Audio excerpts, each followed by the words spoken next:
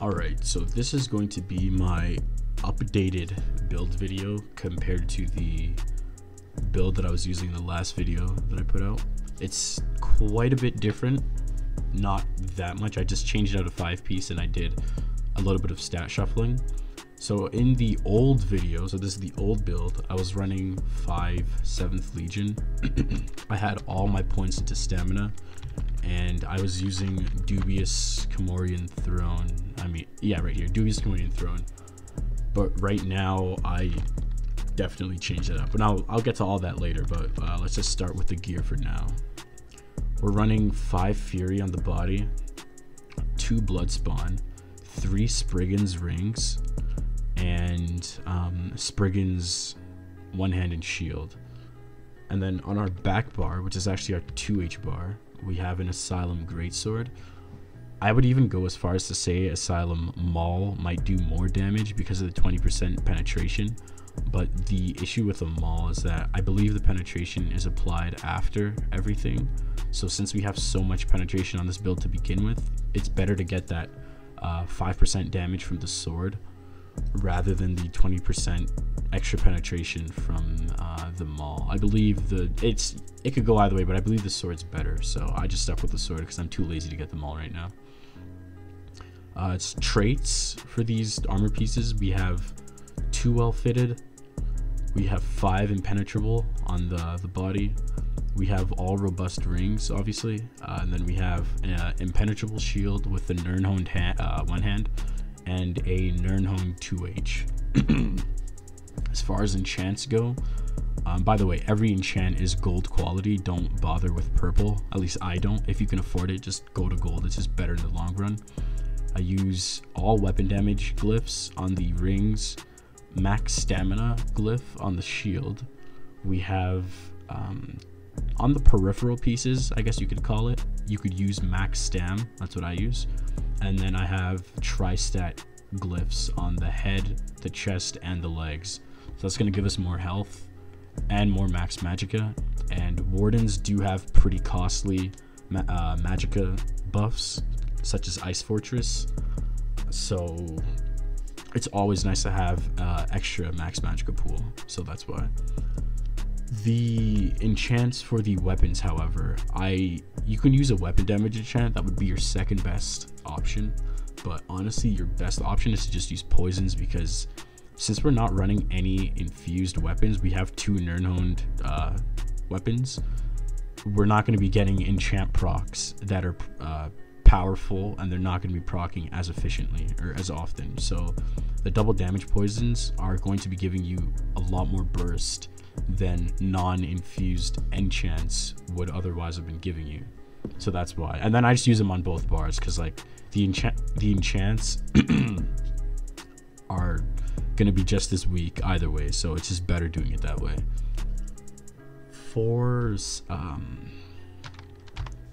We have 5 points into health, and then we have 59 points into stamina. And the reason we have 5 points into health on top of 3 tri-stat glyphs is because we're running the lava foot food and we're not running dubious, so all of our health is coming from enchants and lava foot. And then on top of that, we get health from the minor toughness passive of Warden, so we can push a lot of max stamina that way. That's how I set this build up. The stats are as follows, at least the important ones. We have 11.8k max magicka, 596 magicka recovery, and it only gets this high when you have an animal companion ability, which gives you like 12% extra stam and mag regen. Max health 22.4k, health recovery not really that important. Max stamina 38.4k, stamina recovery basically 1500.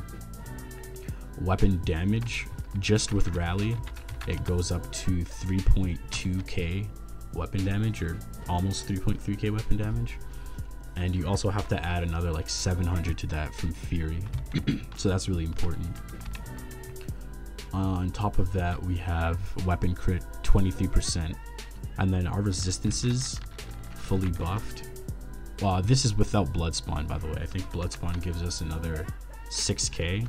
So On our front bar, which is our most tanky bar, we have 23k crit resistance, or sorry, 23k spell resistance, 22.9k crit resistance almost, and then 23k physical resistance, and then add another 6k to both of those values because of blood spawn. We are a warden. Sorry, I meant we are a red guard for the race, and red guard passives. Just gonna go over them really quickly. Adrenaline Rush gives us a little bit more regen. Every 5 seconds you get 792 stamina when you use a melee ability, or when you do like a melee attack. You get 10% max stam, and then you get 9% stamina recovery. So that's why I like red guard a lot. On top of that, I think that should be everything for stats and gear, but I'm just gonna go over. Oh yeah, sorry, Mundus Stone, Warrior Mundus. We are not using the Serpent, use the Warrior, it's better in the long run, believe me. For skills, we have Vigor, obviously our PvP heal, just really good. We have Leeching Vines. So the reason I use Leeching Vines and not Shimmering Shield is because I play a lot in duos, trios, you know, medium, small scale groups, and I do a lot of solo.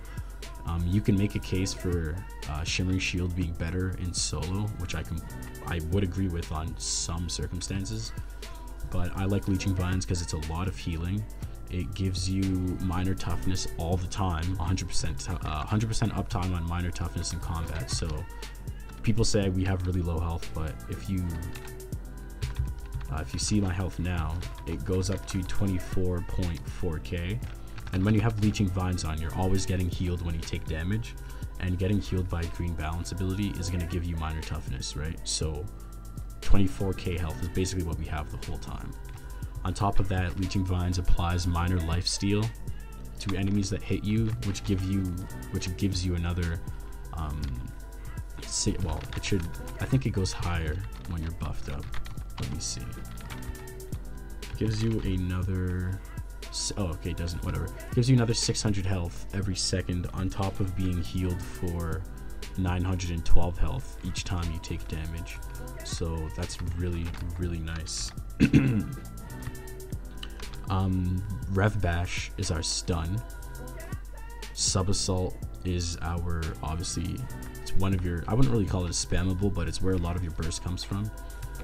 Sub Assault gives you major fracture and it gives you major breach. So if you're playing with a Magicka character, Sub Assault is going to give that penetration to your friend, so it's really nice. And then we use Deep Slash, and the reason we're using Deep Slash is because it hits multiple targets rather than just one, and since we're going to be fighting outnumbered a lot, Deep Slash is going to apply a 40%, or what is it? How much is the snare? I think it's what, 60% snare for 4 seconds to 3 people, and then on top of that, it's going to minor maim 3 targets for 12 seconds, and you can just keep reapplying it too, so it's really powerful. One last thing I wanted to say about Leeching Vines though, in the Green Balance passive, apparently this will proc it. So Nature's Gift, when you use a Green Balance ability, you gain 250 magicka or stamina every 1 second, and it restores your lowest pool. So if you're in a group, that is going to be proccing like crazy. You're going to get a lot of regen in a group, or in a duo just with another player. It's going to proc a lot. I believe it does proc on myself, so if I'm alone and I heal myself, I believe it does work. I'm not exactly sure, but like maybe it's placebo, I don't really know, but I just have a lot of regen, I feel like. And then our ultimate on our front bar is obviously Dawnbreaker. We have Forward Momentum for another heal over time, and Root Immunity and Cleansing Roots, and Snare Immunity and Cleansing Snares with Forward Momentum. We have Spores for a burst heal.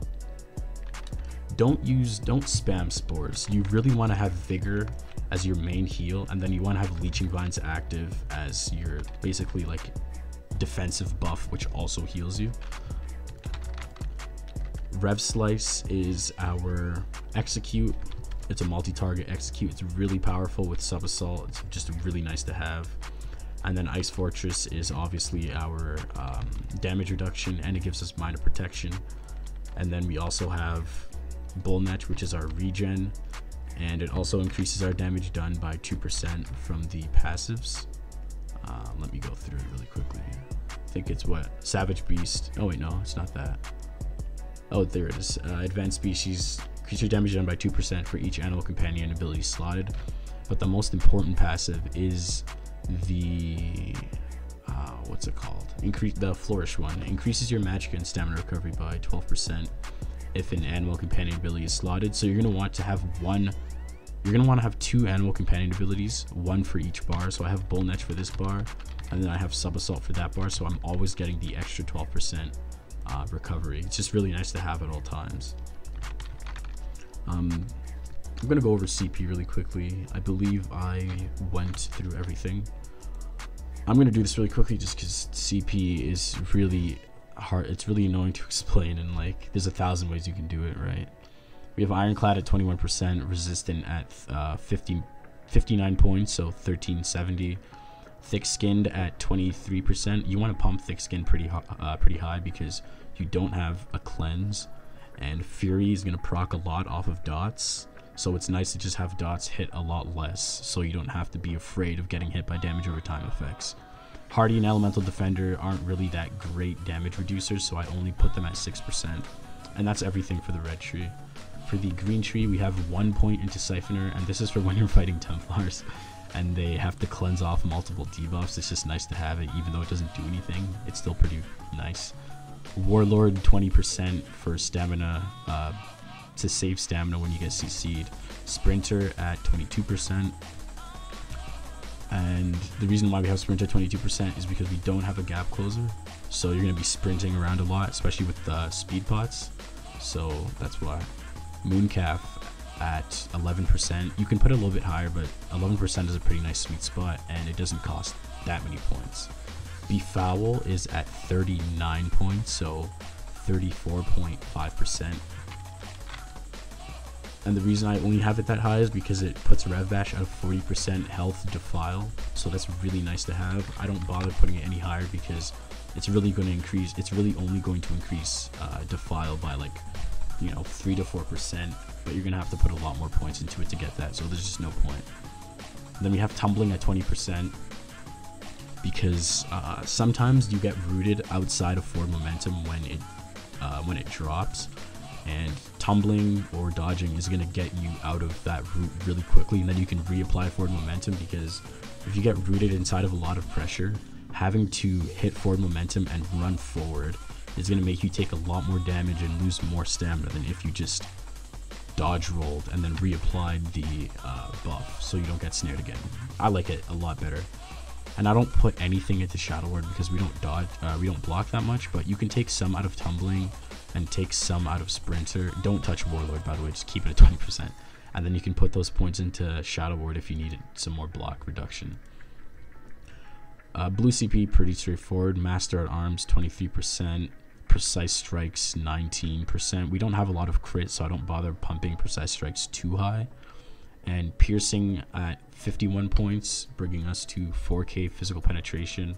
And then Mighty at 13%. The reason I put Mighty a little bit higher than everything else is just because since we don't have a lot of crit, you need to get a lot of damage from penetration, weapon damage, and from just straight damage increase from CP. So that's why. With Spriggans, we have 3k penetration, 3.3k. With Sub Assault, Major Fracture, we have another 5.3k penetration. And then with CP, we have another 4k penetration, which is going to bring us to about 12.6k physical pen on this build. And fully buffed with Fury, if you add the 700 or add everything else, at least when I look at Omni stats, it goes all the way up to 4.2k weapon damage. So that's 4.2k weapon damage, 38.4k max stam, and then 13k penetration. You're gonna hit really hard. It's a really nice build, really bursty build as well, but do not spam Deep Slash. Just don't spam abilities. You have to set up your damage a lot with this build. It's really nice for 100 to 0ing people, especially when double damage poisons proc, but you really have to save your stam. We have a lot of regen technically, but it's really easy to run out of stamina if you're not doing something properly, and you have to keep all your buffs up at all times. So that's really important. I believe I went over everything though. If you have any questions, just ask me in the comments, and thank you for watching. Have a good one.